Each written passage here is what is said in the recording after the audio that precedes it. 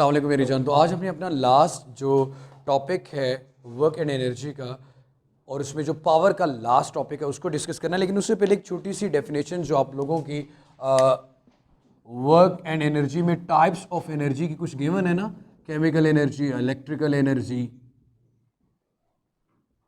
उस दिन भी law conservation of energy discuss हो चुका था। ये बात भी हो चुकी थी कि भाई अगर किसी भी एनर्जी का जो डायरेक्टली और इनडायरेक्टली मेन सोर्स होता है मेरा बेटा, वो क्या होता है? सन होता है।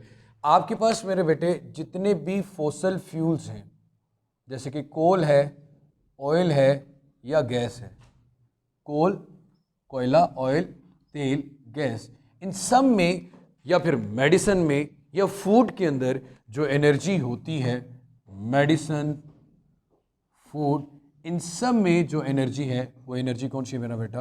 Chemical energy. ये थोड़ा सा बताना चाह रहा था। सनलाइट से जो डायरेक्टली एनर्जी आ रही होती है उसे क्या कहते हैं? Solar energy.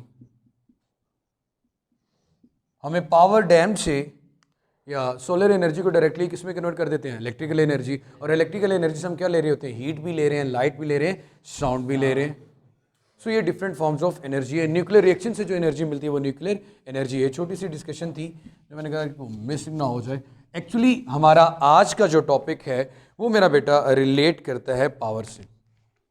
What is power? मेरी जान कुछ मुश्किल नहीं है।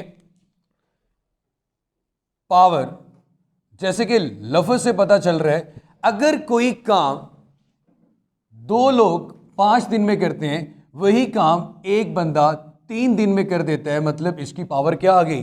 ज्यादा। तो मेरा बेटा यहां पे हमने बड़े ही सीधे सादा अल्फाज में पावर को डिफाइन कर दिया। रेट का मतलब टाइम की बात की जा रही होती है। Rate of doing work, rate of doing work, कितने टाइम में कितना वर्क किया जा रहा है, डेट इज कॉल्ड पावर। उसको मेरा बेटा हम नाम देते हैं पावर का। Rate of doing work is called power. Rate of doing work is called power.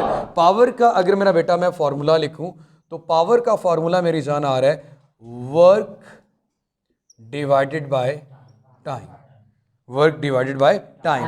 अब मेरे बच्चे work divided by time, work को W से रिप्रेजेंट करते हैं T से और P को P से, पावर को P से। अब खुद देखो, टाइम की वैल्यू जितनी कम होगी पावर उतनी ही ज्यादा होगी। वर्क जितना ज्यादा होगा पावर उतनी ही ज्यादा होगी। पावर और वर्क का आपस में डायरेक्ट रिलेशन है। ज्यादा काम कम टाइम में कर रहे हो तो पावर भी क्या आ रही है? ज्यादा आ रही है। असल में मेरी जान, अब मेरे बेटे हम इसके यूनिट की बात करते हैं। SI unit of power is what? SI unit of power is what? SI unit of power is what? Power का जो SI यूनिट है वो मेरे बेटे हमारे पास क्या आता है? वॉट। अब जब भी यूनिट को डिफाइन करना हो, सबसे पहले जैसे कि मैं कहता हूं कि डिफाइन 1 वॉट पावर को डिफाइन करें, हम हमेशा फॉर्मूला लिखते हैं। फॉर्मूला हमारे पास मेरा बेटा आ रहा है W/T, work divided by time. अब मेरी जान, वर्क हमारे पास क्या है? वर्क हमारे पास आ रहा है मेरा पुत्र, वर्क अगर देखा जाए तो वर्क का यूनिट क्या होता है? जॉल। Work is a form of energy. Time unit क्या होता है? सेकेंड। पावर का यूनिट है वॉट। अब अगर इसको मैं डिफाइन करना चाहूं तो वो ये है कि अगर कोई बॉडी 1 जॉल वर्क परफॉर्म करती है 1 सेकेंड में तो उसकी पावर कितनी होगी? 1 what. If the body does the work of 1 joule,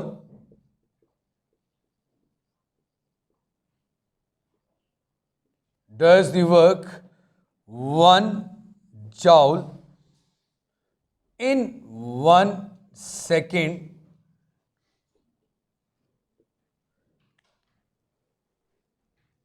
if body does the work 1 joule in 1 second, so power will be 1 watt. Power क्या होगी मेरा बेटा? 1 वॉट होगी। अब ये बात याद रखिएगा कि आपके पास मेरे बेटे ये जो वॉट यूनिट है ना, जैसे सेंटीमीटर एक बहुत छोटा सा यूनिट होता है, मिलीमीटर एक बहुत छोटा सा यूनिट है, पावर का जो वॉट यूनिट है वो एक छोटा यूनिट है। पावर का जो वॉट यूनिट है वो एक छोटा सा यूनिट है। हम डेली लाइफ में जो पावर के यूनिट्स यूज करते हैं वो मेरा बेटा या तो किलोवाट होता है या फिर आता है हमारे पास मेरा बेटा मेगावाट। या तो किलोवाट यूज करते हैं या फिर मेगावाट। मतलब पावर को अगर वॉट में लिखेंगे तो वैल्यूज बहुत बड़ी हो जाएंगी, तो उनको मर्ज करने के लिए हम फिर प्रीफिक्सेस का इस्तेमाल कर लेते हैं। And you know very well prefixes are the words और letter which are added before SI unit. जैसे कि किलो है तो 10 रेज़ की पावर 3, मेगा है तो 10 रेज़ पावर 6। अब मेरी जान, मोटर्स का नाम सुना होगा आपने, इलेक्ट्रिक मोटर्स का, तो उनकी जो पावर है वो वॉट में नहीं बल्कि जैसे बल्ब की पावर भी आपने सुनी होगी, इलेक्ट्रिकल पावर में पढ़ेंगे जब आप मेरा बेटा 10th क्लास में आएंगे। फिलहाल मैं आपको बताऊं कि बहुत इंपॉर्टेंट एक एमसीक्यूज जो कि डिफरेंट 9th की बुक्स में भी लिखा हुआ है, और मैं इनकी ये बात हमेशा शेयर करता हूं कि जब मैंने एंट्री टेस्ट दिया था एमफिल में एडमिशन के लिए तो उसमें भी एमसीक्यूज पूछा गया था। मेरे बेटे HP 1 HP 1 हॉर्स पावर, इसको हम लिखते हैं 1 HP।